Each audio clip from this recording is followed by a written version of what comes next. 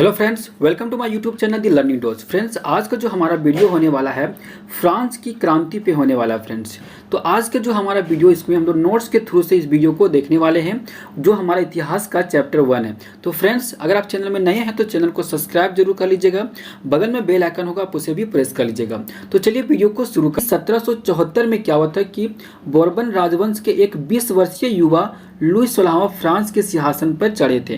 कहने का मतलब बताया जा रहा फ्रेंड्स कि 1774 में क्या हुआ था कि 20 वर्षीय जो युवा था हमारा लुई 16वां, फ्रांस की क्या हुए थे, राजा बने थे।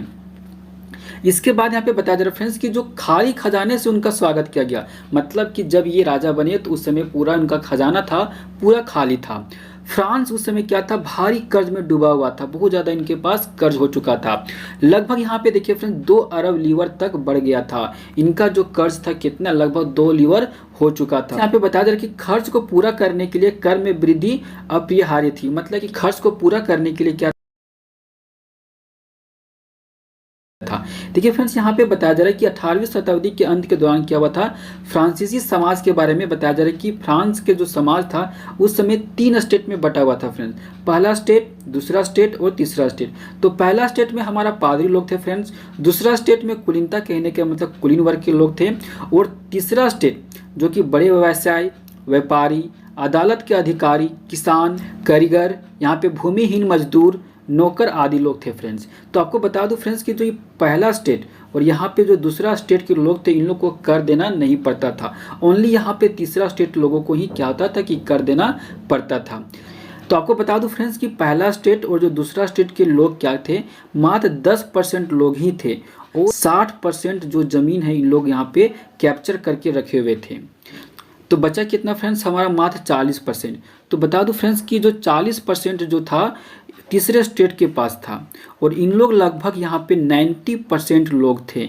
और आपको बता दूं फ्रेंड्स कि ओनली यहाँ पे तीसरे स्टेट ही क्या करते थे, कर देते थे। तो 90% लोग वहाँ पे थे आबादी इनका, फिर भी इनके पास मात्र 40% जमीन था। तो देखिए फ्रेंड्स, यहाँ पे आगे बताया जा रहा है कि थर्ड स्टेट के कुछ अमीर भी थे और यहाँ पे कुछ गरीब भी थे। करों के माध्यम से राज्य की वित्तीय गतिविधियों को बोझ अकेले तीसरे स्टेट द्वारा यहाँ पे वहन किया गया था। मतलब बताया जा रहा फ्रेंड्स कि ओनली जो तीसरे स्टेट के लोग थे वही क्या करते थे, कर को यहाँ पे देते थे, उनसे लिया जाता था। चलिए हम लोग अब देखते हैं आर्थिक कारण क्या था ये चीज़ के बारे में। तो देखिए फ्रेंड्स, यहाँ पे बताया जा रहा है कि आर्थिक कारण में बताया जा रहा है कि फ्रांसीसी क्रांति नोटों में अगला बिंदु उन आर्थिक कारणों से संबंधित है जिनके कारण विद्रोह की शुरुआत हुई। मतलब बताया जा रहा है फ्रेंड्स कि यहाँ पे आर्थिक कारण का भी एक बहुत ही बड़ा योगदान था फ्रांस की क्रांति होने के लिए। यहाँ पे देखिए फ्रेंड्स, यहाँ पे बताया जा रहा है कि फ्रांस में अत्यधिक जनसंख्या वृद्धि फ्रांसीसी क्रांति के प्रमुख कारणों में से एक थी। यहाँ पे ये बताया जा रहा है फ्रेंड्स कि जो फ्रांस में जनसंख्या का वृद्धि हुआ था वो भी यहाँ पे फ्रांस का क्रांति में एक बहुत बड़ा भूमिका था। यहाँ पे बताया जा रहा है फ्रेंड्स आगे कि 1771 में क्या हुआ था, जनसंख्या लगभग 23 मिलियन था, और ये कहाँ से कहाँ तक बढ़ गया, लगभग 28 मिलियन हो गई थी। तो दैनिक आवश्यक वस्तुओं में वृद्धि की पूर्ति नहीं हो सकी, मतलब जो दैनिक जीवन का जो भी वस्तु वगैरह था, खाने से लेकर पीने से लेकर कपड़ा वगैरह, जितने भी नेसेसरी चीज़ था वो चीज़ पूरा नहीं हो पा रहा, जिससे समाज क्या हुआ था, वहाँ पे टूट गया था। देखिए फ्रेंड्स, यहाँ पे आपको बता दूं कि जो लगभग वहाँ पे जनसंख्या बढ़ने के कारण क्या हुआ था, अनाज का जो मांग था बहुत ज़्यादा बढ़ गया था, लेकिन वहाँ पे उत्पादन में उसका वृद्धि नहीं हुआ था।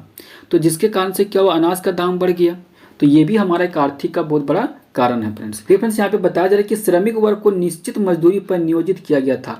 मतलब श्रमिक लोग को क्या किया था, जितना पहले दिया जाता था और उस समय महंगाई बढ़ने के बाद भी उन लोग को उतना ही मजदूरी दिया जाता था। ठीक है फ्रेंड्स, यहाँ पे बताया जा रहा है कि आगे जो कीमतों की मुद्रास्फीति के माध्यम से समान रहा, उन लोग का यहाँ पे तुलना किया जा रहा है फ्रेंड्स कि उन लोग का जो मजदूरी था वहाँ पे क्या था, समान था, उन लोग का वहाँ पे मजदूरी नहीं बढ़ा। इसके ऊपर यहाँ पे और बताया जा रहा है फ्रेंड्स कि तीसरी संपत्ति को 3 अलग अलग करों और समांती बकाया राशि को भी पूरा करना पड़ता था।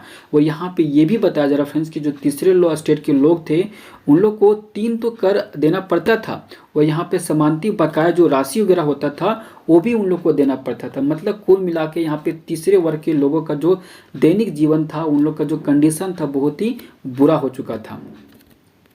आगे देखिए फ्रेंड्स, यहाँ पे बताया जा रहा है कि यह एक निर्वाह संकट का कारण बना, लोग जीवन यापन की आवश्यकताओं को पूरी नहीं कर सके। तो ये हमारा कुछ पॉइंट था फ्रेंड्स जो हमारा आर्थिक कारण को दर्शाता है। तो चलिए अब हम लोग यहाँ पे आर्थिक कारण को देखने के बाद हम लोग अब सामाजिक कारण क्या था वहाँ पे वो चीज़ को देखने वाले हैं। तो चलिए देखिए, सबसे पहले यहाँ पे बताया जा रहा है फ्रेंड्स कि जो 18वीं शताब्दी के अंत में फ्रांस में क्या था, सामाजिक परिस्थितियाँ अत्यंत असमान और शोषक थी। उस समय का जो कंडीशन था फ्रेंड्स वहाँ पे सामाजिक कारण बहुत ही अत्यंत यहाँ पे असमान था। और यहाँ पे बताया जा रहा है फ्रेंड्स कि पादरी और कुलीन वर्गों ने पहले दो संप्रदायों का गठन किया और फ्रांसीसी समाज में सबसे विशेषाधिकार प्राप्त वर्ग थे। यहाँ पे बताया जाए फ्रेंड्स कि जो पहला स्टेट में पादरी लोग थे, दूसरा स्टेट में जो कुलीन वर्ग थे, इन लोग का यहाँ पे विशेष अधिकार भी प्राप्त था। उन लोग को यहाँ पे करों से भी उन लोग को छूट था। वही आगे बताया जाए फ्रेंड्स कि उन्हें राज्यों को करों को भुगतान से छूट दी गई थी, मतलब कि इन लोग को यहाँ पे कर देना नहीं पड़ता था। और दूसरी ओर देखा जाए तो फ्रेंड्स यहाँ तीसरे स्टेट के लोग थे जिसमें किसान और श्रमिक शामिल थे। यहाँ पे अधिकांश आबादी का गठन किया। उन लोग की यहाँ पे जनसंख्या क्या था, बहुत अधिक था। तो फ्रेंड्स यहाँ आगे बताया जाए कि वे बिना किसी राजनीतिक और सामाजिक अधिकारों के अत्यधिक करों के बोझ में तले दबे थे। मतलब यहाँ बताया जा रहा है फ्रेंड्स कि उन लोग राजनीतिक और सामाजिक अधिकारों का जो कर से भी उन लोग तले दबे हुए थे। इसका नतीजा क्या होता है फ्रेंड्स कि वे बहुत ज़्यादा असंतुष्ट थे। चलिए फ्रेंड्स अगला हम लोग यहाँ पे राजनीतिक कारण के बारे में देखते हैं। देखिए 1774 में फ्रांस के सम्राट राजा के रूप में लुई 16वां की नियुक्ति हुई। यहाँ पे बताया जा रहा है फ्रेंड्स कि 1774 में क्या हुआ था कि लुई 16वां को राजा के रूप में नियुक्ति हुआ, जिसे कठपुतली राजा के रूप में माना जाता है। मतलब जिससे कि उनको यहाँ पे कठपुतली की तरह देखा जाता है फ्रेंड्स। देखिए फ्रेंड्स यहाँ पे बताया जा रहा है उसे एक खाली खजाने का सामना करना पड़ा जो वर्षों के युद्धों से सूखा हुआ था। मतलब यहाँ बताया जा रहा है फ्रेंड्स कि उनके जब राजा यहाँ पे बने थे तो क्या हुआ था कि उनको युद्ध के कारण से क्या हुआ था, उनका जो खजाना वगैरह था सारा खाली हो चुका था। रानी मेरी एंटोनियट द्वारा उनके साथ छेड़छाड़ की गई थी। आगे देखिए फ्रेंड्स बताया जा रहा है कि वह अपने विदेशी सहयोगों को ब्रिटेन उनके आम दुश्मन पर जीत हासिल करने की मदद कर रहा था, लेकिन इसने उनके संसाधनों को क्या किया था, अभूतपूर्व तरीके से पूरी तरह से समाप्त कर दिया। आगे देखिए फ्रेंड्स बताया जा रहा है कि सरकार की ओर से ज़रूरतों को पूरा करने के लिए बढ़ी हुई धन की मांग के कारण करों में उल्लेखनीय वृद्धि हुई। मतलब फ्रेंड्स अपनी ज़रूरत को पूरा करने के लिए, वो धन को मेंटेन करने के लिए उनको कर को भी क्या करना पड़ा, बढ़ाना पड़ा। फ्रेंड्स कि अपने नियमित खर्चों को पूरा करने के लिए, जैसे कि सेना को मेंटेन करने के लिए, अपने अदालत को मेंटेन करने के लिए, सरकारी कार्यालय के मेंटेन करने के लिए उनको कर में वृद्धि करना पड़ा। तो चलिए फ्रेंड्स नेक्स्ट टॉपिक हमारा क्रांति की शुरुआत कैसे हुई इस चीज़ के बारे में देखते हैं। देखिए फ्रांसीसी सम्राट लुई 16वां ने 5 मई 1789 को नए करों को प्रस्ताव के अनुमोदन के लिए स्टेट जनरल की बैठक बुलाई। मतलब कि फ्रेंड्स उस दिन क्या हुआ था कि 5 मई 1789 को जो राजा थे लुई 16वां ने क्या किया था, तीनों स्टेट को वहाँ पे एक बैठक बुलाई थी। किस लिए, करों को प्रस्ताव के लिए। आगे देखिए बस यहाँ पे बता दें कि तृतीय स्टेट के प्रतिनिधि पूरी सभा द्वारा मतदान की अपनी मांग को अस्वीकार होने पर विरोध जताते हुए सभा से बाहर चले गए। देखिए फ्रेंड्स यहाँ पे बताना चाह रहा है कि पहले क्या होता था कि 3 स्टेट था, तो तीनों स्टेट से हर एक प्रतिनिधि, एक ही प्रतिनिधि क्या होता था कि वोट देने को यहाँ पे मिलता था। लेकिन तीसरे स्टेट के लोग चाहते थे कि हर प्रतिनिधि को क्या करे, हर मेंबर को वहाँ पे वोट देने का अधिकार मिले। लेकिन जब ये राजा क्या किए, इनके बात को नहीं मानते तो वो वहाँ से विरोध जताते हुए उस सभा से बाहर चले जाते हैं। तब देखिए फ्रेंड्स आगे बताया जा रहा है कि 20 जून 1789 को ये लोग क्या किए, वायसराय के इंडोर टेनिस कोर्ट में ये सारे लोग जमा होते और वहाँ पे जमा होने के बाद क्या होते फ्रेंड, देखिए उन्हें स्वयं को नेशनल असेंबली घोषित किया। मतलब कि अपने आप को क्या किया, एक संगठन बनाए, किस नाम से, नेशनल असेंबली से। और इनका मकसद क्या था फ्रेंड्स, तथा शपथ ली कि सम्राट की शक्तियों को कम करने वाला संविधान बनाने तक असेंबली भंग नहीं होगा। मतलब इनका मेन मकसद था कि जब तक राजा का यहाँ पे ताकत को कम ना कर दिया जाए तब तक ये असेंबली भंग नहीं होगा। अब आगे देखिए फ्रेंड्स बताया जा रहा है कि महंगाई के कारण जनता भी क्या थे, आंदोलित थे। कहने का मतलब महंगाई बढ़ने के कारण लोग भी पूरा आंदोलन करना चाह रहे थे।